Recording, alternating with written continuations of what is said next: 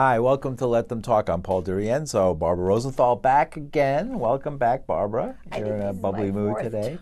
Right? Your fourth time visiting us here on Let Them Talk. That's great. You're almost in co-host mode. No. I'm too busy to... Well, welcome. And you can see we have our Twitter and our hashtag down there, so we can take your comments. Maybe. Well, maybe. Hopefully, we can figure out how to use it. We're going to take your comments on our phones. So you can tweet directly to Barbara at BRArtistNYC, or you can, and also you can include the hashtag Let Them Talk, and we will happily take your questions and be able to do it that way. Take your questions. Or take your comments, your questions or comments.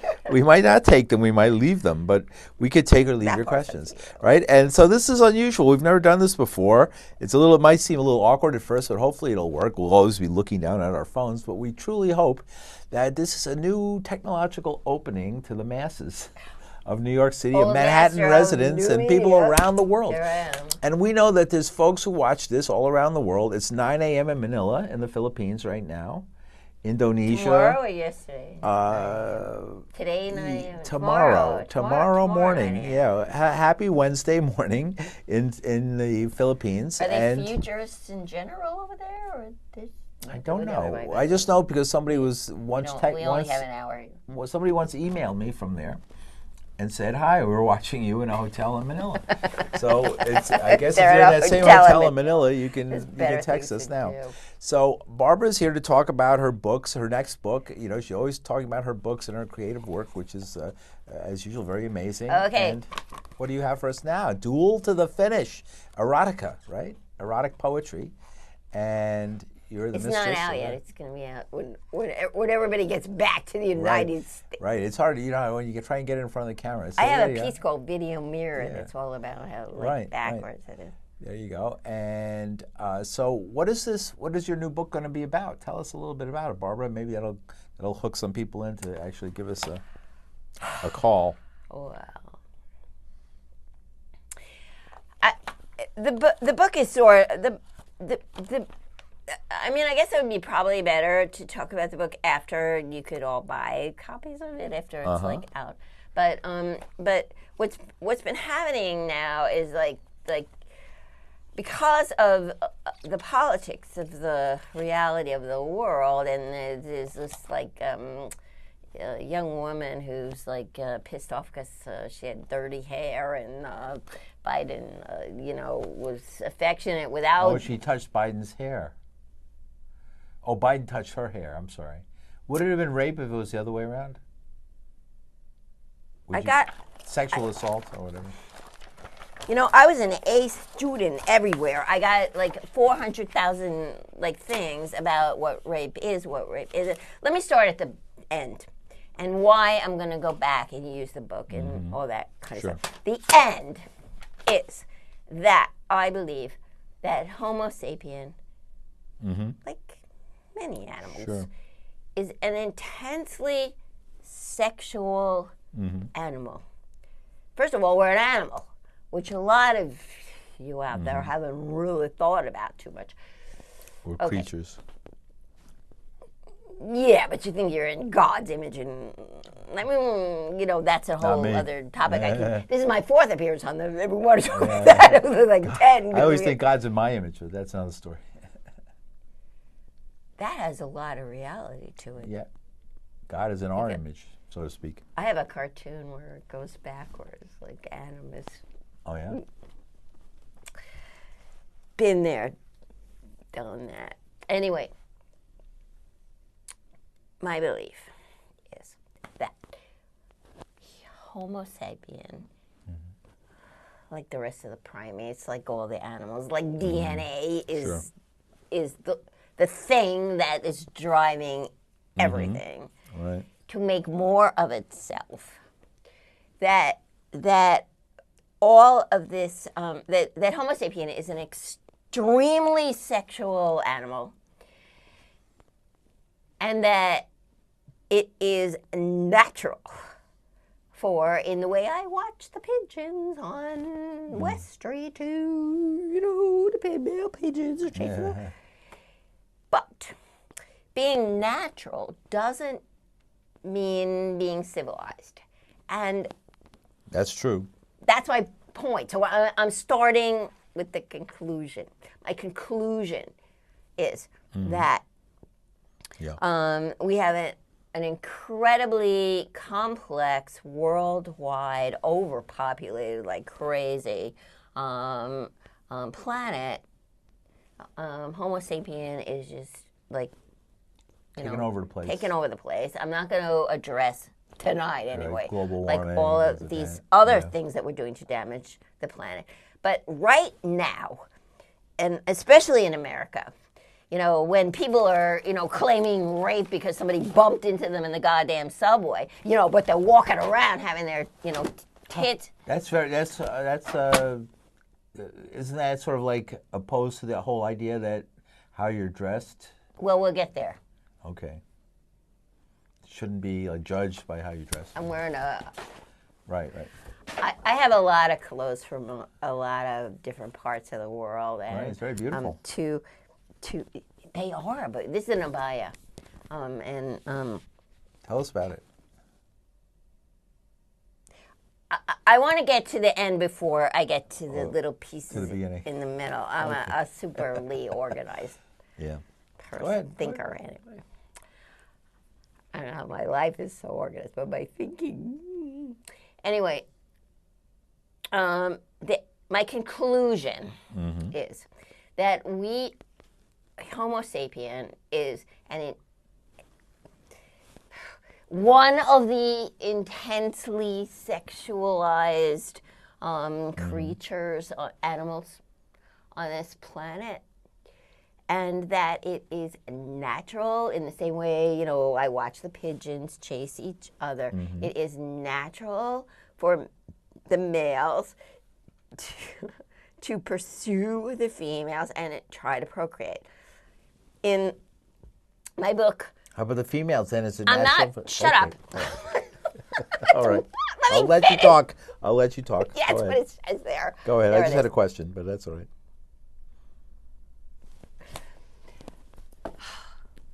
However, we are not living in the jungle. We are thinking and articulate creatures. And therefore, if we want to agree to have a civilized society, small society in the schools where there's may or may not be dress codes in the larger picture, we need to, first of all, goddamn, admit it, that we are intensely sexualized creatures, which is probably due to the DNA trying to make more of itself and to procreate and all that kind of stuff. But it is pleasurable, and whether you want to think God made it pleasurable or it just happens to be pleasurable so that we can procreate. Sure. Because of many repressive or whatever the reasons are, which I got a lot of interest, so I haven't actually yet totally figured out why. We need to admit that we are very sexualized creatures, but we don't want to have this animalistic behavior in a civilized society. So we have to admit that we are a heavily sexualized creature. Sure. And that it is not wrong. It is not wrong to be heavily sexualized. However, we need to agree to accommodate the sense of society and civilization in order to get along with all of the other dynamics, culture, environment, blah, blah, this, blah, blah, everything else. That giving in to being animalistic has caused two big problems. One, that there has been interference by various institutions trying to protect us from admitting or stop us from admitting that we are sexualized, and has made it so wrong that we become distorted. Child rape, like all of these things. If we could admit it, if the entire planet, if everyone on this planet would just admit that Homo sapien is as sexualized as the other primates, bonobos, chimps, which there is rape in the chimp population, then we can address it. We can address our heavily sexualized nature in a way that it doesn't harm anyone. I've been looking into the question of legalized prostitution. It's not so easy as some of you think. I get Amazon Prime, which I've only started to. What's that? Well, it's $100 a year, and you get pretty fast delivery on your forks and spoons and radiators and whatever the hell you want from Amazon. But along with it, they give you this perk of a lot of videos. And, really? You can watch videos, like Netflix or something like that, movies and things. Well, I don't have those other things. I don't even have TV. I certainly don't have this cable. I have Netflix. I like watching that. Good for you. Last night I was okay. watching I'm not finished. right, okay. Just let them talk. Yeah, go ahead, talk. All right. Anyway, that's my point. And with that point, I have a lot of other stuff, as the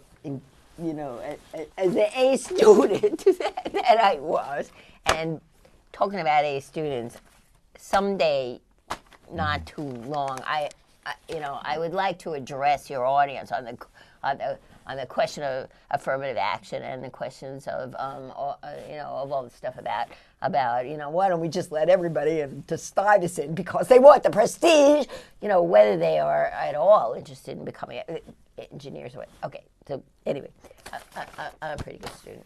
So I did some research on the prevalence of rape and what constitutes rape, which there are many definitions. The smelling of your hair doesn't. That stupid girl. She wants to bring down the whole Democratic Party with some crappy crap because she didn't wash her hair. Anyway. I'm sort of in favor of bringing down the whole Democratic Party, but I guess for a better reason than that. Well, I'll let you talk here for a minute. I don't know. I'm permitted. I can talk. Let them talk. We'll let them talk. So, I don't know. Nobody's tweeting us. Join in our crazy... I don't care. Join in our conversation. You don't want to comment. Become part of it. Stuff to say. Right? We're waiting for you to let them text in to let them talk, and it's sort of like a freebie where we're just trying to see an experiment to see if this sort of free form stuff works on television. I used to do this on radio all the time, but it doesn't. I don't know if it works on television, so we're going to give it a shot. Well, maybe they're all waiting to see what we have to say before they comment. That could be it. Well, you have your book, right? Wish for Amnesia? I have quite a few books. Do you want to read for us? Here. I'd like to hear you read. Well, okay. Since the book that's coming out about sexuality is the book that I brought Soul and Psyche from 1998 because there's a lot of sexy things. I brought Wish for Amnesia. There's several sex scenes and the question of what you do and what you wear and all that kind of stuff. And I'm not only wearing a burqa, that a No, an abaya. I'm sorry. abaya? I don't can't. What's an abaya? Where's it from? What is an abaya? It's this. It's really nice, isn't it? Oh, I can't turn around it. You can't turn around it. You're in a wire. Okay, it's You're wired in. I got this beautiful necklace for a present. This is what I really like. Okay, so it's a shift. Like it's a shape. But what I had that's really gorgeous. I have a lot of things from a lot of countries. I have like terrific Chinese, ancient thing. Cool. But one of my favorite clothes is my burkini. Oh, that's what it is. No, this is an abaya that I'm wearing. I have two of them. No, you're showing. That's what you kept telling me, a burkini. I've never heard of one. Well, take me to the beach, Paul. And you'll wear it at the beach? Oh, so we'll see. We're at the beach. I'm 71 years old. I think it should be required. It's really nice, and it has. Wow. You know. Have you worn that to the beach? Quite a few times. Not only to the beach, but to the public swimming pools that are outdoors. Oh, right. You like to go swimming, so you're a swimmer. Yeah, I swim. Oh, there's the pants part. These are the pants part of it, and this is the top part of it. Wow. That's very pretty. You know, it's very hard for someone who is 71 years old to think of themselves as sexy at all. But I think that the that I look in the bikini. I think I look sexy. In my what do you call those bathing suits that everybody wears? That I have one that you go swimming in. I don't know. Yeah, well, one of those. One of those. What does it look like? Is it one piece or two piece? Yeah, it's a one piece swim. It's a one sports. Piece.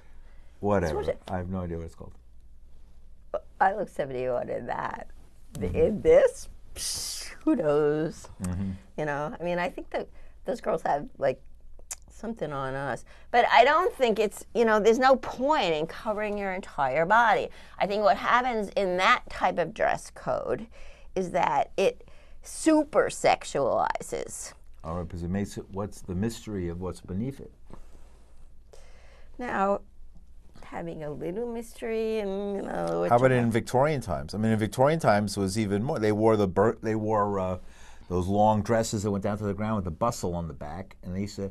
I thought that was, you know, Victorian dress was very asexual, but in fact, if we lived in the 19th century, the women who wore those things learned how to shake their bustle.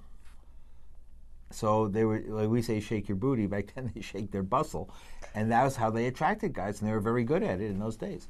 So it wasn't quite as asexual in Victorian days when they wore the long dresses down to the ground as you might imagine. I got two things to say about that. Yeah. One is that in ballet, which is an intensely beautiful leg kind of thing, the earlier ballet dancers were not permitted to even show their ankles, which is a real shame. The other thing... Do you know what 23 I'm not finished.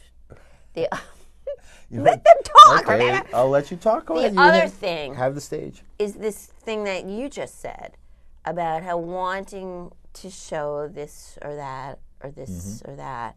And I think that that is one of the things that we must think about when we think about saying we're an intensely sexual species, but how do we want to civilize this? How do we want to channel this? Okay. You know, and yeah, I've got like two things to talk about. Legalized prostitution, which isn't such an easy thing to say yes, because of the Amazon Prime video documentary on the mega brothels in Germany, where it is legal, and the girls are saying, I just fucked 15,000 men, you know, when they're 27 years old, and they ain't happy about it. So okay, we're not going to get there. Mm-hmm. We're going to talk about the clothes. Sure. Because there's a thing now, like where women are saying, I can wear anything I want. Can you? Yeah, but you're gonna show stuff, and if it's natural for men to be turned on by these things that you're showing, you're putting yourselves and the society in danger. So where I'm wearing a... How's that? I don't understand that, Sophia. Where's the danger? Well, if rape is a dangerous thing... I would say so. By definition, right? Well, the definition of rape, and I got a lot of good student, stuff. It varies from place to place. So this is basically this discourse was engendered by what happened with Joe Biden and the woman who says she was assaulted I have by a fairly by the big hair smelling thing that happened. You can never point to one thing that caused my thinking to be anywhere. That's true. Thinking, I'm Barbara Rosenthal. Right. My thinking comes from many, many, many different sources over time. What I was really happy to find, though, however, was that other people have had it too. That there's a whole book. There's several books called.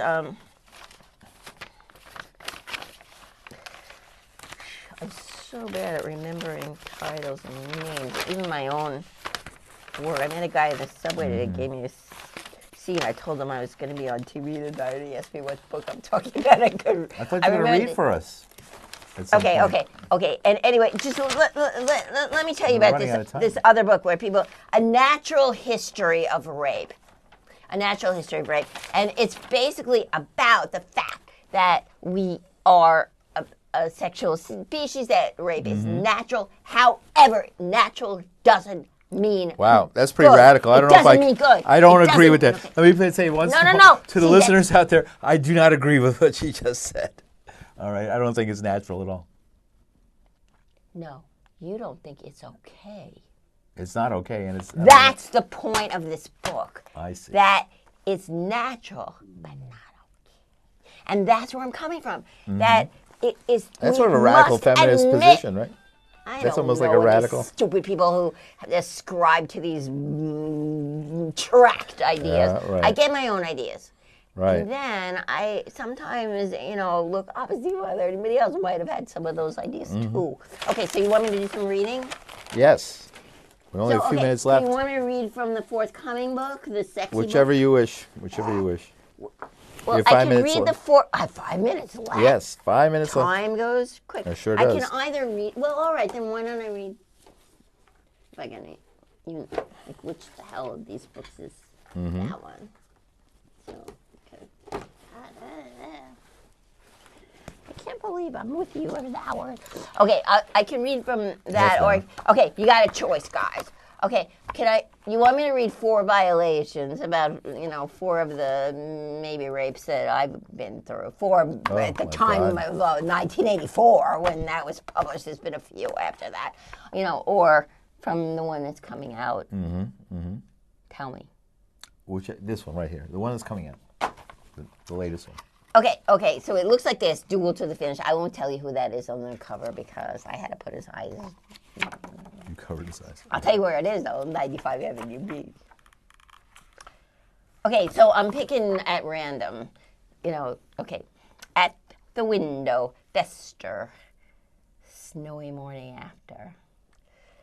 I have kept you festering in my body. I have not washed you out. It is dawn now. Snowed last night. Still snowing, so snowy out the window now. And on the window ledge, a light coat. And beyond the window ledge, the river. So snowed into the sky, there is no river, just the window. Fenestra, fester, fenster, fedetra, fan, etc. The end of being, you festering. I cannot harsh soap you out, but will let my own fluid fluency gently rinse you through. Here, catch. I throw you a snowball river to river, from me to you, west to east, the same direction as the wind. Okay, we got another one. Rancid pussy stall. I'm picking pages at random. Oh, God. Just entered a bathroom stall and was assaulted by the stink of rancid pussy just left by someone in it a minute ago. Glad I didn't notice who she was as she swung the door open for me. I'm glad I didn't meet her face to face. Okay. All right. I read that one already. Strangely erotic. No, well, the whole book is like, okay, wait. Shh. Razzle dazzle. This is called razzle dazzle. His character, impressionistic, subjective, indulgent. Don't forget, put this part in too. A lot of razzle, but nothing of dazzle. Okay, the one next to it is called Bed and Board. Okay. It's B-O-R-E-D. Bed and Board. Bed and Board. Glad I wasn't there. Okay, bed and board. That's the whole thing. That's the thing. That's it. Bed and board. Bed and board. Okay. Eye contact. He sees her around at parties or events sometimes.